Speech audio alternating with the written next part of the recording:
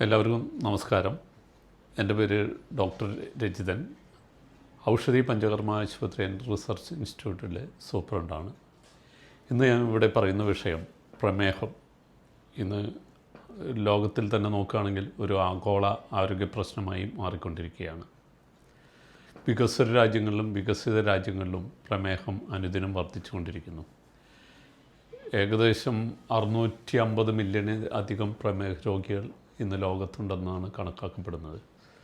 ഇതിനുമായി India ഉൾപ്പെടുന്ന south east ഏഷ്യയിലും പ്രമേഹ രോഗികൾ കൂടിക്കൊണ്ടിരിക്കുകയാണ്.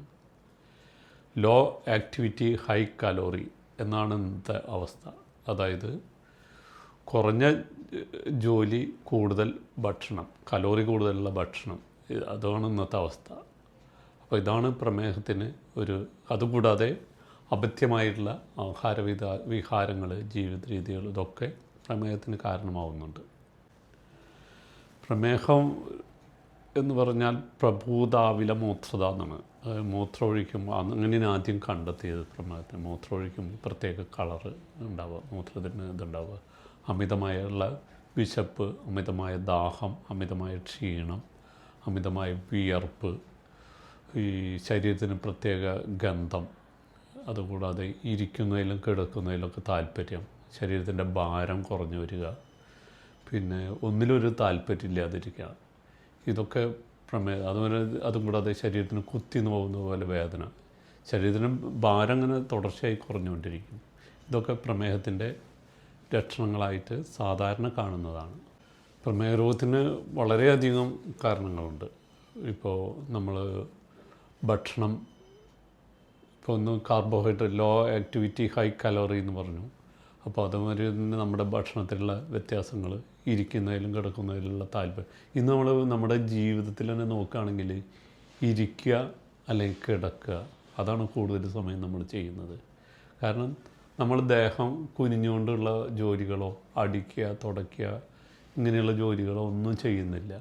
കൂടുതൽ സമയം ടെക്നോളജി വേണം, പക്ഷേ അതിൻ്റെ അമിതോപയോഗം പ്രമേഹത്തിന് കാരണമാണ്. വ്യായാമക്കുറവ്, ഇതൊക്കെ പ്രമേഹത്തിന്. പിന്നെ ഈ അപഥ്യം, നമ്മൾ പലതരം രാജ്യങ്ങളിലെ ഭക്ഷണം ഇപ്പോൾ നമ്മൾ കഴിച്ചുകൊണ്ടിരിക്കുന്നത്, അതൊക്കെ കഴിക്കണം, പക്ഷേ അതിൻ്റെ അമിതോപയോഗം, നമ്മുടെ ഓരോ സ്ഥലത്തിൻ്റെയും ജീവിത രീതി എന്നുള്ള വ്യത്യാസം, ഇതൊക്കെ പ്രമേഹം കൂടുന്നതിനായിട്ട് കാരണമാകുന്നുണ്ട്. പഴയ കാലത്തൊക്കെ എല്ലാവരും കൂടുതൽ ഈ നടന്നിട്ടാണ് പോയിരുന്നത്. ഇപ്പോൾ അതിനൊക്കെ മാറ്റം വന്നു.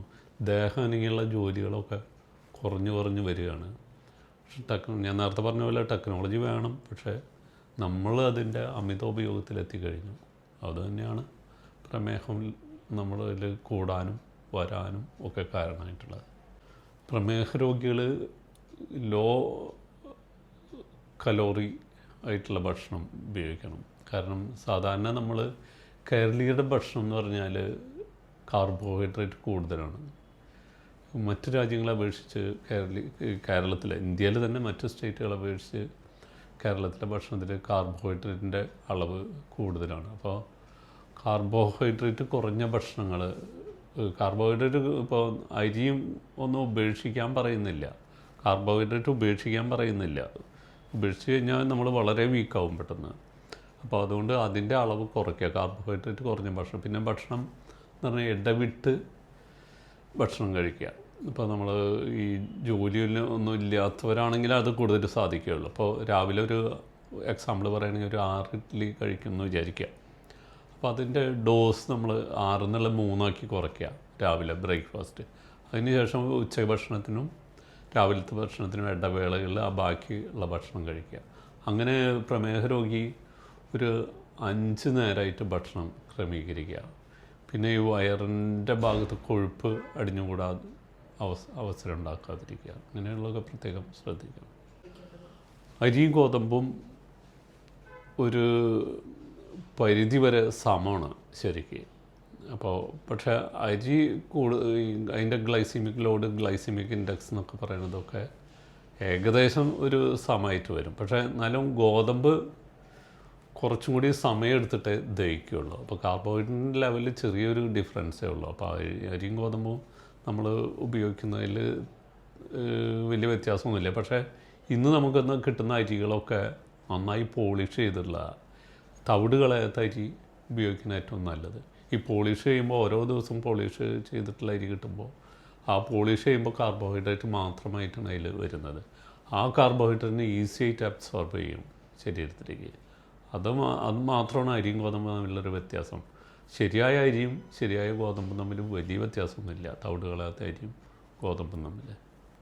ഈ പ്രധാനമെന്ന് ഞാൻ പറഞ്ഞു, ഗ്ലൈസീമിക് ഇൻഡെക്സും ഗ്ലൈസീമിക് ലോഡും ഇത് കുറവുള്ള ഭക്ഷണങ്ങൾ. ഇപ്പോൾ നമ്മൾ നോക്കുകയാണെങ്കിൽ പേരയ്ക്ക നല്ലൊരു പഴവർഗ്ഗമാണ്. രാവിലെ ഒന്നും ഒരു പേരയ്ക്ക ഭക്ഷണത്തിന് മുന്നേ കഴിക്കുന്നത് എപ്പോഴും നല്ലതാണ്. ഈ മെയിൻ ഭക്ഷണത്തിൻ്റെ മുന്നേ ഒരു പേരയ്ക്ക കഴിക്കുക. അതേമാതിരി ഈ സാലഡുകൾ, മത്തങ്ങ, തക്കാളി ഇതൊക്കെ ചേർത്തുള്ള സാലഡുകൾ മെയിൻ ഭക്ഷണത്തിന് മുന്നായിട്ട് കഴിക്കുക.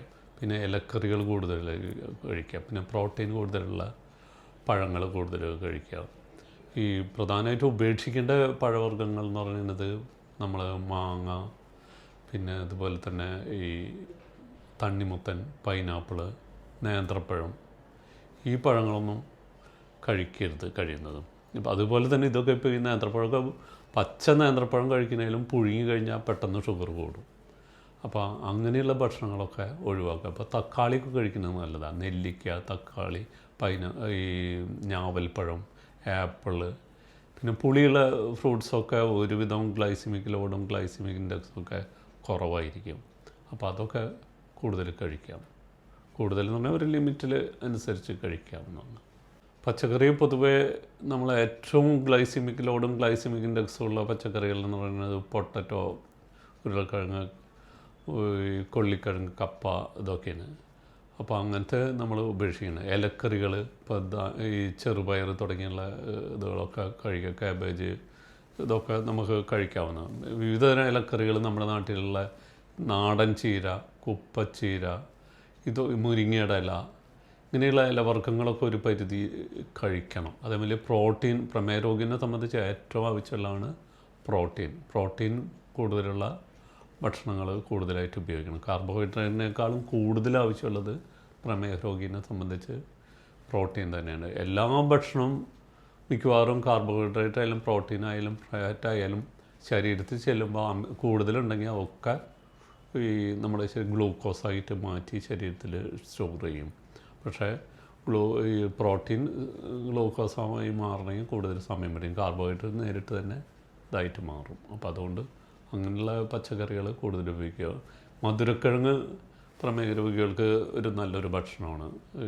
കാരണം അതിൽ നാരുകൾ കൂടുതലാണ്. നമ്മൾ വിചാരിക്കും ഈ കൊള്ളിക്കിഴങ്ങും മധുരക്കിഴങ്ങും കഴിക്കുമ്പോൾ ഇതിൽ മധുരമില്ലേ, അതുകൊണ്ട് പെട്ടെന്ന് ഷുഗർ കൂടുമെന്ന് വിചാരിക്കും.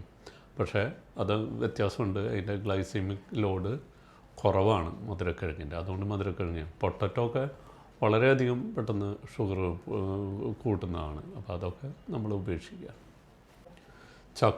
ചക്ക കഴിക്കാം. ചക്ക പഴയ കാലത്തൊക്കെ ഈ ഇവിടെയുള്ള ആൾക്കാർ, മലമ്പ്രദേശങ്ങളിലുള്ള ആൾക്കാർക്ക് ഈ ഷുഗർ, പ്രമേഹം കുറവാണ് ഇന്നത്തെ അപേക്ഷിച്ചിട്ട്. അവർ പഴയ കാലത്ത് ഇങ്ങനെ കുന്നു കയറിയും ഈ ചക്ക അവർ പ്രധാനമായിട്ടും ഉപയോഗിക്കുന്നത് ചക്ക പുഴുക്കുണ്ടാക്കാനാണ്. അല്ലാണ്ട് ഈ പഴുത്ത ചക്ക കഴിക്കാനല്ല അവർ കൂടുതൽ കാണിച്ചിരുന്നത്. അവർ ചക്കപ്പുഴുക്കും കാപ്പിയും ചായയും അവർ പുഴുക്കുണ്ടാക്കി അതിൻ്റെ ഒപ്പം തന്നെ മത്തിക്കറിയും ഇതൊക്കെ കൂട്ടിയിട്ടൊക്കെ കഴിക്കും. അതുകൊണ്ട് പഴയ കാലത്ത് അവിടെയുള്ളവർക്ക് ഷുഗർ കുറവായിരുന്നു. അപ്പോൾ പച്ച ചക്കയാണ് ഷുഗർ കൂട്ടാത്തത്.